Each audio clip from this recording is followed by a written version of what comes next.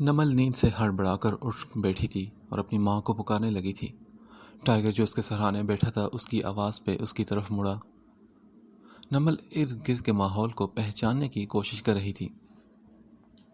یہ کمرہ تو اس کا ہی تھا، لیکن ٹائیگر وہ یہاں کیا کر رہا تھا؟ آہستہ آہستہ اس کے ذہن کے پردے پر شام کا واقعہ گھوما۔ وہ ڈر کر اٹھنے لگی جب ٹائیگر نے کمرے کی لائٹس آن کر دی۔ ریلیکس پرنسس، کچھ نہیں ہوا۔ ٹائیگر نے اسے واپس بیڈ پر بٹھاتے ہوئے کہا، بھائی کہاں ہیں اور آپ یہاں کیا کر رہے ہیں؟ نمل نے اپنا ہاتھ اس کے ہاتھ سے نکالتے ہوئے پوچھا۔ تمہارا بھائی بالکل ٹھیک ہے جانم، وہ ابھی باہر کسی کام سے گیا ہے، اور رہی بات میری، تو جہاں میری زندگی موجود ہوگی میں وہیں پایا جاؤں گا۔ ٹائیگر نے پانی کا گلاس اس کے آگے کرتے ہوئے کہا۔ نمل نے اس کی طرف دیکھا جو اس وقت شام والے لباس کے بجائے ہادی کی ٹی شرٹ میں موجود تھا، اور اس نے اپنے بال ہمیشہ کی طرح ماتھے پر بکھیرے ہوئے تھے۔ اب وہ نمل کے سامنے لمبے لمبے بالوں والی وگ نہیں پہنتا تھا۔ اچھا لگ رہا ہوں کیا جو مجھے ایسے دیکھ رہی ہو تم؟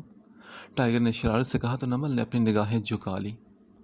آپ کیا کریں یہاں پہ؟ جائیں یہاں سے آپ۔ نمل کو جب کچھ سمجھ نہ آیا تو اس نے اسے جانے کا کہہ دیا۔ چلا جاؤں گا میری جان، ہادی کو آنے دو، تمہیں اکیلا نہیں چھوڑ سکتا میں۔ ٹائیگر نے اسے پانی کا گلاس واپس لیتے ہوئے کہا، پھر کہاں جائیں گے آپ؟ نمل نے الجھ کر پوچھا تو وہ بولا، ابھی تم ہی نے تو کہا کہ جاؤں میں یہاں سے، تو کیا آپ سچ میں چلے جائیں گے؟ نمل نے اس کی طرف دیکھ کر حیرت سے پوچھا۔ ہاں چلا جاؤں گا، کیا تم نہیں چاہتی کہ میں جاؤں؟ ٹائیگر نے اس کی طرف دیکھ کر پوچھا تو وہ بولی، نہیں۔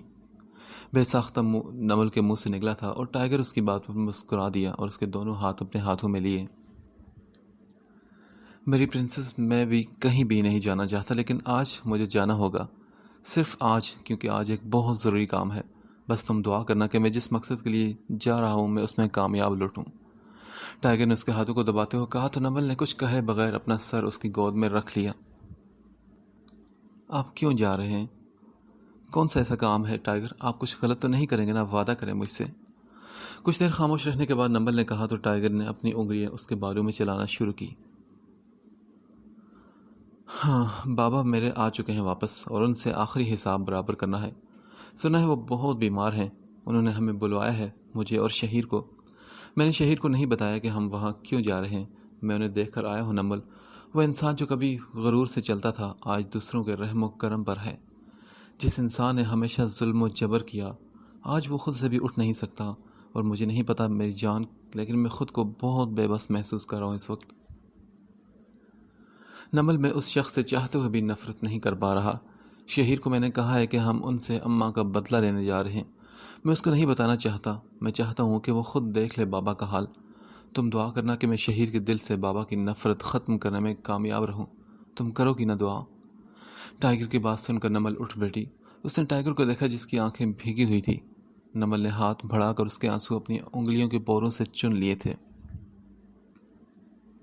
آپ رویا مت کریں، آپ روتے ہوئے بالکل اچھے نہیں لگتے۔ نمل نے اس کے آنسو صاف کرتے ہوئے کہا تو ٹائیگر نہ چاہتے ہوئے بھی مسکرا دیا، اور مسکراتے ہوئے اس کے دونوں گالوں پر اس کے پھر ڈمپل نمایاں ہوئے تھے۔ نمل نے آج اس کے ڈمپل کو چھو لیا اور ٹائیگر کی مسکراہٹ مزید گہری ہوئی۔ نمل تو اس کی مسکراہٹ میں، خوبصورت مسکراہٹ میں کھو سی گئی تھی۔ کوئی اتنا خوبصورت کیسے ہو سکتا ہے؟ کسی کی مسکراہٹ اتنی خوبصورت بھی ہو سکتی ہے کیا؟ نمل نے دل ہی دل میں سوچا، اور دل ہی دل میں اس کی مسکراہٹ قائم رہنے کی دعا بھی کی۔ نمل کے دل میں ٹائیگر کی محبت نے دستک دے دی تھی، جسے وہ ماننے سے انکاری تھی، لیکن محبت تو اپنا آپ منوا ہی لیتی ہے۔ ہیلو، کہاں کھو گئی تم؟ ٹائیگر نے اس کے سامنے چٹکی بجاتے ہوئے کہا۔ نہیں، کچھ نہیں۔ نمل نے اپنی نگاہیں اس پر سے ہٹاتے ہوئے انکار کیا۔ ٹائیگر نے اس کے حیا سے لال پڑتے چہرے کو دیکھا اور اس کی گود میں سر رکھ لیا۔ ٹائیگر، آپ کس وقت جائیں گے؟ میں صبح جاؤں گا میری جان۔ ٹائیگر نے آنکھیں بند کیے جواب دیا۔ تو پھر واپس کب آئیں گے؟ جلدی آنے کی کوشش کروں گا۔ پھر بھی کتنا جلدی؟ کیوں، کیا ہو گیا میری جان؟ ٹائیگر نے اس کے بالوں کے لٹ کے ساتھ کھیلتے ہوئے پوچھا۔ آپ بتائیں نا ٹائیگر، آپ کب تک آئیں گے؟ مجھے کیوں آج احساس ہو رہا ہے کہ میں ایک عدد بیوی بھی رکھتا ہوں؟ ٹائیگر نے اس کی ناک کھینچتے ہوئے کہا۔ ٹائیگر، آپ نے جواب نہیں دیا، مجھے بس جواب چاہیے نا۔ کیا کرو گی جان کر میری جان تم؟ ٹائیگر نے اس کا ہاتھ دوبارہ اپنے بالوں میں رکھتے ہوئے کہا، آپ بتا رہے ہیں یا نہیں؟ نمل نے اس بار سختی سے کہا، اچھا بابا، جتنا جلدی ہو سکا میں آ جاؤں گا، اوکے؟ اور ٹھیک ہے، جلدی آئیے گا، اور اب سو جائیں، صبح جانا بھی ہے آپ کو۔ نمل نے اس کا سر دباتے ہوئے کہا تو وہ بولا، کیا میں یہاں سو جاؤں؟ ہاں، کیوں، یہاں نہیں سو سکتے کیا؟ نمل نے نہ سمجھی سے پوچھا۔ جانم، ہم تمہارے گھر پہ ہیں۔ ٹائیگر نے اسے یاد کروانا چاہا تو وہ بولی، جانتی ہوں بھائی، تو کیا ہو گیا یار، یہاں سو جائے نا، صبح آپ ویسے بھی جا رہے ہیں۔ نمل نے اس کی طرف تھوڑا سا جھک کر کہا، دیکھ لو، تمہارا بھائی بھی آنے والا ہے، وہ مجھے ویسے اریسٹ کرے یا نہ کرے، اس وجہ سے تو ضرور کرے گا کہ میں اس کی بہن کے کمرے میں رک گیا ہوں۔ ٹائیگر کی بات پر نمل نے اسے گھورا اور کہا، نہیں کریں گے وہ آپ کو اریسٹ، بھائی کو جلاد تھوڑی ہیں یار۔ نمل نے ہادی کا دفاع کرنا چاہا۔ ہاں بالکل ٹھیک کہہ رہی ہو میری گڑیا، بھائی میں کیوں اپنے بہنوئی کو اریسٹ کرنے لگا؟ ہادی کی آواز پر دونوں چونکے تھے۔ ٹائیگر فوراً اٹھ بیٹھا تو نمل بھی ادھر ادھر دیکھنے لگی۔ آپ کب آئے؟ نمل نے یہ پوچھا ہی تھا، ٹائیگر تو بس وہاں سے نکلنے کی کوششوں میں تھا۔ میں تب آیا جب تم دونوں دنیا اور مافیا سے بے خبر ایک دوسرے سے باتیں کرنے میں مصروف تھے۔ ہادی کی شرارت سے کہنے پر نمل جھیم سے گئی، جبکہ ٹائیگر نے حیرت سے ہادی کو دیکھا کہ کیا یہ وہی انسپکٹر ہادی ہے جو اس سے نفرت کرتا تھا؟ ٹائیگر، تمہارا بہت شکریہ کہ تم نے میری بہت مدد کی۔ میں شرمندہ ہوں کہ بنا کسی بات کے تمہارے پیچھے پڑ گیا تھا۔ تم نے بھی تو خود کو دنیا کے سامنے مافیا کا بندہ بنایا ہوتا، اور اوپر سے تمہارے کام، بندہ کنفیوز ہو ہی جائے گا نا یار۔ ہادی نے بیڈ پر بیٹھتے ہوئے کہا، اٹس اوکے انسپکٹر ہادی، کوئی بات نہیں یار، بس دنیا والوں نے کبھی مجھے سمجھا ہی نہیں، اور رہی بات شکریہ کی تو اسے اپنے پاس رکھو، صرف تمہاری بہن ہی نہیں، یہ میری جان بستی ہے اس میں، اور وہ میری جان پر بری نظر ڈال رہا تھا، میں اسے کیسے چھوڑ دیتا؟ ٹائیگر نے بھی دوستانہ انداز میں کہا، ارے بھائی، میں بھی یہاں موجود ہوں۔ نمل جو ان دونوں کو دیکھ رہی تھی، اپنا نظر انداز ہونا اسے کچھ اچھا نہ لگا تو فوراً بول اٹھی۔ وہ دونوں جو ایک دوسرے کو دیکھ رہے تھے اس کی بات پر ہنسے تھے۔ ہادی، نمل آج تمہارے پاس میری امانت سمجھنا اسے، میں لے جاؤں گا اسے کل واپسی پر۔ ٹائیگر نے نمل کی طرف اشارہ کرتے ہوئے کہا، ہاں ٹھیک ہے، لیکن نمل کو لے جانے کے لیے میں تمہیں صرف ایک شرط پر اجازت دوں گا۔ ہادی کی بات پر ٹائیگر جہاں چونکا وہیں نمل بھی اسے دیکھنے لگی۔ کون سی شرط ہادی؟ شرط یہ ہے ٹائیگر کہ میں تمہاری چھوٹی بہن سے شادی کرنا چاہتا ہوں۔ ہادی نے بنا کسی لگی لپٹی کے کہا، اور اس کے مطالبے پر ٹائیگر کو حیرت ہوئی۔ چھوٹی سے مطلب فاری سے؟ میری فاری سے؟ ٹائیگر نے قدرے خوشی سے پوچھا تھا۔ ہاں ٹائیگر، تمہاری فاری سے میں اس سے شادی کرنا چاہتا ہوں، اور یہی شرط ہے گڑیا کو یہاں سے لے جانے کی۔ ہادی کی بات پر نمل کو بھی خوشگوار حیرت ہوئی تھی۔ بھائی، آپ سچ میں شادی کرنا چاہتے ہیں فارینہ سے؟ اب کی بار نمل بولی تو وہ بولا، ہاں یار، شادی کرنی ہے مجھے، اور وہ بھی صرف فارینہ خانزادی سے۔ ہادی کی بات پر نمل مسکرائی اور اس نے ٹائیگر کو دیکھا جو کسی سوچ میں گم تھا۔ ہادی، تم نہیں جانتے کہ چھوٹی کے ساتھ… ٹائیگر، رکو یار، مجھے کچھ بھی نہیں جاننا، اوکے؟ ہادی نے اس کی بات کاٹتے ہوئے کہا تو ٹائیگر نے نمل کو دیکھا جو آنکھوں ہی آنکھوں میں اسے تسلی دے رہی تھی۔ اوکے ہادی، میں شازینہ بجو سے پوچھ کے بتاؤں گا۔ ٹائیگر نے کچھ سوچتے ہوئے کہا، ہاں ٹھیک ہے، پوچھ لینا، مجھے بھی کوئی جلدی نہیں، میں تو تمہاری وجہ سے کہہ رہا تھا کہ نمل کو لے جانے کی جلدی ہے تو میں نا… ہادی کی بات پر نمل مسکرائی تو ٹائیگر بھی جھیم سا گیا۔ ٹھیک ہے بھائی انسپکٹر صاحب، مجھے کوئی اعتراض نہیں، اوکے؟ ٹائیگر نے اس بار مسکرا کر کہا۔ ٹائیگر، میرا یقین رکھو کہ میں اسے بہت زیادہ خوش رکھوں گا۔ ہادی نے اسے یقین دلایا اور وہاں سے اٹھ کر چلا گیا۔ نمل، کیا تمہارا بھائی واقعی چھوٹی سے… ہاں ٹائیگر، آپ نے بالکل سچ سنا، وہ آپ کی بہن سے شادی کرنا چاہتے ہیں۔ نمل نے مسکراتے ہوئے کہا تو ٹائیگر بھی مسکرا دیا اور کہا، تم سوچ بھی نہیں سکتی کہ میں کتنا خوش ہوں نمل، تمہارے بھائی کے علاوہ کوئی بھی فاری کے لیے ٹھیک نہیں رہے گا۔ ٹائیگر کی بات پر نمل بھی مسکرا دی اور پھر اسے سونے کا کہا تو وہ وہیں اس کی گود میں سر رکھ کر لیٹ گیا۔ اگلی صبح ٹائیگر کی آنکھ فجر کے اذان کے وقت کھلی تھی۔ وہ اٹھا اور خود کو نمل کے ساتھ سوتا پایا، کیونکہ وہ اس کی گود میں سر رکھ کر سو گیا تھا تو نمل بہت ہی بے آرام سی سوئی تھی۔ وہ اٹھا اور نمل کو سیدھا سلا کر اس کی پیشانی چومتا چلا گیا۔ اسے یقین نہیں آ رہا تھا کہ وہ آج اتنے سکون سے سویا ہے۔ اسے اتنی پرسکون نیند کبھی نہیں آئی تھی جتنی آج آئی تھی۔ ٹائیگر اور شہیر اس وقت اپنے پرانے گھر کے سامنے موجود تھے۔ وہ گھر جہاں بلیک بیئر اپنی دوسری بیوی کے ساتھ رہتا تھا۔ ٹائیگر نے شہیر سے کہا، اندر چلو شہیر۔ اس کے کہنے پر شہیر نے قدم آگے بڑھائے اور اب وہ اور ٹائیگر ہم قدم تھے۔ لاؤنج سے گزر کر وہ اپنی اوپری منزل کی طرف بڑھے تھے۔ شہیر الجھن میں گھرا ٹائیگر کے پیچھے چل رہا تھا۔ نہ تو ان لوگوں کو یہاں کسی نے روکا تھا اور نہ ہی کوئی گارڈ وہاں موجود تھا، اور یہی بات شہیر کو حیران کر گئی تھی۔ ٹائیگر نے کمرے کا دروازہ کھولا اور اندر بڑھ گیا تو شہیر بھی اس کے پیچھے اندر آیا اور اس کی نظر بیڈ پر پڑے ایک لاغر سے وجود پر پڑی جو کبھی سیدھا تان کے چلتا تھا، آج وہ بے بس اور لاچار پڑا تھا۔ بیڈ کے ساتھ ٹیبل پر ایک بیل بجی جس کے سیل شاید کوئی نکال چکا تھا۔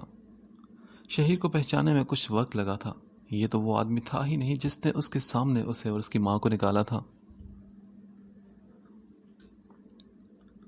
اسے گندا خون کہا تھا اور اس کی ماں کو بد کردار کہا تھا۔ اس نے سنا تھا کہ خدا کی لاٹھی بے آواز ہوتی ہے، لیکن اس کا ثبوت وہ آج دیکھ رہا تھا۔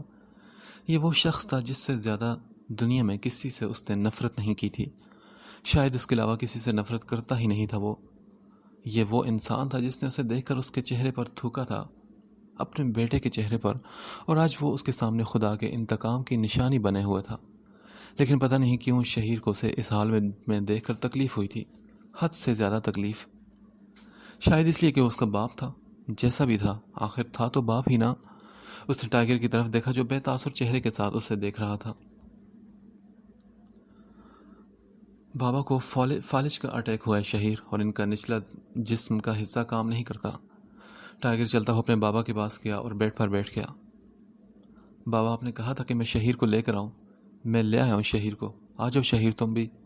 ٹائیگر نے ان کا ہاتھ پکڑتے ہوئے ان سے کہا تو شہیر بھی چلتا ہو ان دونوں کے پاس آیا اور پاس رکھی چیئر پر بیٹھ گیا۔ اس کے بیٹھتے ہی ان کے باپ نے اپنے دونوں ہاتھ ان دونوں کے سامنے جوڑ دیے۔ تم دونوں مجھے معاف کر دو، میں بہت شرمندہ ہوں۔ انہیں اب بولنے میں بھی کافی دقت ہو رہی تھی۔ ٹائیگر نے شہیر کو دیکھا جو سب کی انتہاؤں پر تھا۔ بابا ایسا مت کریں، آپ ہمیں گناہگار کر رہے ہیں۔ شہیر نے ان کے ہاتھ پکڑتے ہوئے کہا تو وہ بولے، مجھے نہیں معلوم کہ باپ کا پیار کیسا ہوتا ہے۔ باپ کیسا ہوتا ہے میں ہمیشہ سے آپ کی ایک پیار بھری نظر کے لیے ترستا رہا۔ بابا، لفظ کہنے اور سننے میں بہت میٹھا اور پیارا لگتا تھا مجھے، لیکن آپ کو سامنے پا کر مجھے اس لفظ سے نفرت ہو گئی تھی۔ آپ کے ٹھکرانے کا زخم اس دل پر ایسا لگا کہ اگر بھائی نہ ہوتے تو شاید آج میں بھی اپنی ماں کے ساتھ مر چکا ہوتا۔ آپ کے جانے کے بعد اماں نے خودکشی کر لی اور میں نہ کر سکا کہ میں ان کی طرح بہادر نہیں تھا۔ بھائی نے اماں سے وعدہ کیا کہ میری حفاظت کا، اور انہوں نے وہ وعدہ نبھایا بھی ہے۔ بالکل ایک باپ کی طرح میری ہر خواہش کا احترام کیا، پر پھر بھی آپ کی جگہ تو کوئی نہیں لے سکتا تھا۔ میں نے آپ کو ہمیشہ یاد کیا، آپ کا انتظار کیا، مگر آپ نہیں آئے بابا۔ جب میں نے آرمی جوائن کی تو میرا دل چاہ رہا تھا کہ آپ کے پاس آؤں، آپ کو بتاؤں بابا کہ آپ کا بیٹا آرمی آفیسر بن چکا ہے، پر میں پھر بھی نہیں آ سکا۔ مجھے آہستہ آہستہ آپ برے لگنے لگے تھے۔ میرا دماغ کہتا تھا کہ مجھے نفرت ہے آپ سے، پر بابا میرا دل ہمیشہ میرے دماغ سے لڑتا تھا۔ اس دل و دماغ کی جنگ میں بابا میں اذیت میں رہتا تھا، اور آپ کو اس حال میں دیکھ کر مجھے خوش ہونا چاہیے تھا، پر میرا دل رو رہا ہے۔ کاش میں آپ کو اس حال میں نہ دیکھتا، کاش آج میں یہاں نہ آتا۔ میں نے آپ کو معاف کیا بابا، اماں نے تو شاید آپ کو اسی وقت معاف کر دیا تھا۔ شہیر کا چہرہ آنسوں سے بھیگ چکا تھا، وہ اس وقت کوئی چھوٹا سا بچہ لگ رہا تھا۔ ٹائیگر کی آنکھیں بھی نم تھی، لیکن وہ چپ تھا، بالکل چپ۔ شہیر نے سر اٹھا کر اپنے باپ کو دیکھا جو بے آواز رو رہے تھے۔ شہیر نے ٹیشو باکس سے ٹیشو نکال کر ان کا چہرہ صاف کیا۔ ٹائیگر، میں نے کہا تھا شازی کو بھی لانا۔ اب وہ ٹائیگر سے کہہ رہے تھے، بابا میں نہیں چاہتا تھا کہ وہ آپ کو اس حال میں دیکھے۔ میں نے ان سے کہا تھا کہ آپ معافی مانگنا چاہتے ہیں تو انہوں نے کہا کہ وہ آپ کو کب کا معاف کر چکی ہیں۔ ٹائیگر، تم بھی مجھے معاف کر دو نا۔ اب وہ ٹائیگر کے سامنے ہاتھ جوڑنے لگے۔ بابا ایسا مت کریں، میں معاف کرنے کی کوشش کروں گا اور دعا بھی کروں گا کہ اللہ پاک آپ کو معاف کر دیں۔ ٹائیگر نے ان کے ہاتھ نیچے کرتے ہوئے کہا۔ ٹائیگر کا یہ کہنا تھا کہ ان کی سانسیں اکھڑنے لگی اور ان کی روح اس دنیا سے پرواز کر گئی۔ دونوں بھائی اپنے باپ کو دیکھ رہے تھے، شاید وہ اسی لیے ہی زندہ تھے اب تک کہ وہ اپنے کیے کی معافی مانگ سکیں۔ ٹائیگر نے ہاتھ بڑھا کر ان کی آنکھیں بند کر دی۔ اگر کوئی کہے کہ انسان کا کیا اسے بھگتنا پڑتا ہے تو یقین کر لینا، کیونکہ وہ جو ذات اوپر بیٹھی ہے وہ بہترین انصاف کرتی ہے۔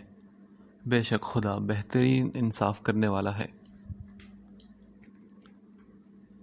اب بس بھی کرو ٹائگر. ان کی موت کو 3 ہفتے گزر چکے تھے. نمل ابھی تک اپنے گھر میں تھی. آج فرینا اور ہادی کا نکاح تھا اور ساتھ ہی نمل اور ٹائگر کا ولیمہ بھی. ٹائگر جو پچھلے 2 گھنٹوں سے آئینے کے سامنے کھڑا تھا ارحم کی بات پر پلٹا. وہ اس وقت بلیک شیروانی میں ماتھے پر بکھرے بال آج جیل سے پیچھے کی طرف سیٹ کیے ہوئے بالکل کسی ریاست کا شہزادہ لگ رہا تھا. ارحم کی بات پر وہ پلٹا اور کہنے لگا ہاں بس ہو گیا چلو. ٹائگر نے خود پر پرفیوم کے 3-4 مزید سپرے کرتے ہوئے اسے کہا تھا. اور دوسری طرف ہادی کا حال بھی اس سے مختلف نہیں تھا. یار میں ٹھیک تو لگ رہا ہوں نا؟ اس نے ہادی سے پوچھا تو ہادی نے کہا ہادی تو مجھ سے بات تقریباً 10 بار پوچھ چکا ہے یار بس بھی کر اب.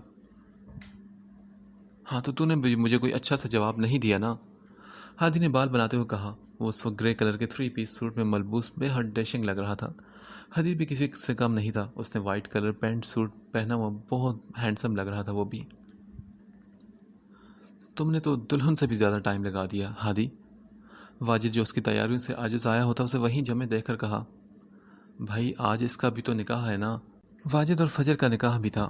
واجد نے کچھ دن پہلے ہی حدید کے گھر اپنے ماں باپ کو بھیجا تھا فجر کے رشتے کے لیے اور حدید نے بنا ٹالے ہی اسے ہاں کہہ دی تھی اور واجد نے بنا دیری کیے نکاح کا کہہ ڈالا اور اب سب کی رضامندی سے ان کا بھی آج ہی نکاح تھا. وجہ بیچارہ کب سے تیار بیٹھا تھا. اس نے وائٹ کلر کی شیروانی پہنی تھی. بھائی آج ہمارا واجد بھی کسی شہزادے سے کم نہیں لگ رہا. صبر کر جا بھائی صبر کر جا بے صبر انسان. تیرا بھی نکاح ہوگا تو فکر مت کر. کہیں نہیں جا رہی فجر. ہادی نے ہنستے ہوئے کہا تو حدید اور واجد بھی ہنس دیے. آپ ہی مجھے تو بہت ڈر لگ رہا ہے. فرینا نے سرد پڑتے ہاتھوں سے شازینہ کے ہاتھ پکڑتے ہوئے کہا میری جان ڈرنے کی کوئی بات نہیں اس میں. ہادی بہت اچھے ہیں اور آپ سے بہت محبت کرتے ہیں. وہ آپ کو بہت خوش رکھیں گے. آپ ان سے ڈرے مت. شازینہ کے بجائے نمل نے جواب دیا. نمل اس وقت گرے کلر کی پیروں تک آتی میکسی پہنی تھی جس پر جگہ جگہ خوبصورت سے پھول بنے ہوئے تھے اور وہ بھی ڈائمنڈ کا سیٹ پہنے کوئی مغرور شہزادی لگ رہی تھی. ہاں فاری نمل بالکل ٹھیک کہہ رہی ہے. شازینہ نے فاری کے ہاتھوں کو دباتے ہوئے کہا تو وہ مسکرا دی. دوسری طرف فجر کا بھی حال برا تھا. نمل دیکھے نا میں بالکل ٹھیک نہیں لگ رہی. فجر نے یہ بات کوئی 20 بار کہی تھی. اس وقت وہ لوگ برائڈل روم میں بیٹھی تھی. فجر جو اس وقت وائٹ اور پیچ رنگ کی میکسی میں نظر لگ جانے کی حد تک خوبصورت لگ رہی تھی مگر اسے یہ ٹینشن کھائی جا رہی تھی کہ وہ بالکل اچھی نہیں لگ رہی. یار فجر اگر اب تم نے ایسا کہا نا تو میں نے واجد بھائی کو تمہارے سامنے کھڑا کر دینا ہے. پھر وہ خود ہی تمہیں بتائیں گے کہ تم کیسی لگ رہی ہو. نمل نے اس بار اسے دھمکی دی تو وہ واقعی چپ ہوگی. یار پھوپھو میں نے نہیں کرنا کوئی نکاح ان سے. اب کی بار نور بیوی کی جھنجھلاتی آواز آئی. نہیں آج نہیں. ان میڈم کا نکاح کل تھا ارمان کے ساتھ. جب سے اسے پتا چلا تھا کہ ارمان یوسف صحیح سے اس کا نکاح ہو رہا ہے تب سے نور بیٹھے بیٹھے یہی کہہ رہی تھی. پہلے تو بڑی سعادت مندی سے اس نے ٹائگر سے کہا تھا کہ ماما آپ جس سے چاہیں میری شادی کر سکتے ہیں. یہ حق آپ کو دیا ہے میں نے. لیکن جب دوسرے دن اسے نمل سے پتا چلا کہ اس کا نکاح ہے ارمان سے تب سے وہ صدمے میں تھی بیچاری. کیا ہو گیا نور بھائی کھا توڑی جائیں گے میرے بھائی تمہیں. فلک نے اسے مصنوعی گھوری سے نوازتے ہوئے کہا. ان کا بس چلے نا تو وہ یہی کر لیں. نور کی بات پر سب کی ہنسی چھوٹی تھی. یار مجھے تو یقین نہیں آ رہا کہ میرا نکاح ہونے والا ہے آج. واجد نے ٹائگر سے کہا جس کے چہرے پر آج الگ ہی نور تھا. خوشی سے اس کا چہرہ چمک رہا تھا اور مسکراہٹ اس کے لبوں سے ہٹنے کا نام نہیں لے رہی تھی. ابے تو میری بات سن رہا ہے کہ نہیں. واجد نے اپنی بات کا جواب نہ پا کر ٹائگر کو دیکھا جو کسی اور ہی دنیا میں گم تھا. واجد نے اس کے پیٹ میں کوہنی مارتے ہوئے کہا کیا ہو گیا بھائی تو پاگل تو نہیں ہو گیا. مار کیوں رہا ہے مجھے. ٹائگر جیسے ہوش کی دنیا میں واپس آتے واجد کو گھور کر کہنے لگا ہاں تو میں کب سے بکواس کی جا رہا ہوں تجھے سنائی نہیں دے رہا کیا. اس لیے میں نے مارا تجھے. اچھا بول کیا بول رہا تھا تو جنگلی. ٹائگر نے اس کی طرف دیکھ کر کہا کچھ بھی نہیں اب جاؤ یہاں سے. واجد اس سے ناراض ہو تو ٹائگر نے شانے اچکائے اور وہاں سے جانے لگا. اور ہم نے واجد سے پوچھا اسے کیا ہوا. تیرا سالہ ہے یار جا کے پوچھ اس سے نا. واجد نے چڑھتے ہوئے کہا تو ارحم نے اس کی طرف عجیب نگاہوں سے دیکھا. مجھے تو لگتا ہے کہ دونوں ہی خوشی سے پاگل ہو چکے ہیں. بیرسٹر صاحب آپ دھیان نہ دیں زیادہ. حدید نے واجد اور ٹائگر کی طرف اشارہ کرتے ہوئے کہا جن کے دانت اندر ہی نہیں ہو رہے تھے. دونوں نہیں تینوں. فصیح نے ہادی کی طرف بھی اشارہ کرتے ہوئے کہا واقعی وہ بھی ان دونوں کی طرف بہت زیادہ خوش تھا. یار ایک بات تو بتاؤ ذرا تم تینوں. دانت کیوں نہیں اندر ہو رہے تم لوگوں کے. مانا کہ بھائی شادی ہے آج تم لوگوں کی، لیکن پھر بھی بندہ تھوڑی شرم ہی کر لیتا ہے. اور تمہارا تو نکاح بھی ہو چکا ہے، تم کیوں پاگلوں کی طرح مسکرائے جا رہے ہو؟ حدیث کی بات پر تینی کو مسکراہٹ پل بھر کو غائب ہوئی تھی. کیا مطلب ہے بھائی؟ شادی ہے اور بندہ آج بھی مسکرا نہیں سکتا کیا اپنی شادی پہ؟ واجد نے حدیث کی بات کو خاصا برا مناتے ہوئے کہا، لیکن وہ مسکرا اب بھی رہا تھا. ہاں نکاح تو ہو چکا ہے، لیکن بھائی آج بھی مکمل طور پر جانب میری ہو جائے گی. ٹائیگر نے بھی اس کی بات کو ہوا میں اڑاتے ہوئے کہا. اور حدیث تجھے اپنا وقت یاد ہے کیا؟ کیسے نیند سے اٹھا رہا تھا تجھے؟ تو نیند میں بڑبڑا رہا تھا کہ یاہو آج میری شادی ہے. ہادی نے حدیث کی نقل اتارتے ہوئے کہا تو حدیث نے اسے گھورا اور پھر سب کی ہنسی چھوٹی. مہمان تو سب ان لوگوں کو دیکھ رہے تھے جو پاگلوں کی طرح گلا پھاڑ کر ہنس رہے تھے. نکاح خواہ کے آنے پر ان تینوں کی نکاح کی رسم بھی ادا کر دی گئی تھی. چاہے میں رہوں چاہے جہاں میں، چاہے تو نہ رہے، مگر تیرے میرے پیار کی عمر سلامت رہے. چاہے یہ زمین یہ آسماں رہے نہ رہے، تیرے میرے پیار کی عمر سلامت رہے. ڈر ہے تجھے میں کھو نہ دوں، ملے جو خدا تو بول دوں کہ میں دو جہاں کا کیا کروں تو بتا.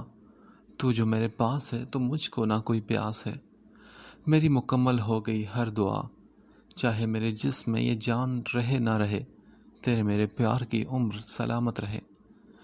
تھے ٹکڑوں میں جی رہے ہم، تم جو ملے تو جڑ گئے، پنکھ لگا کے اڑ چلا من میرا. تجھ میں ہوں مجھ میں ہے تو، اور سانسیں رو برو.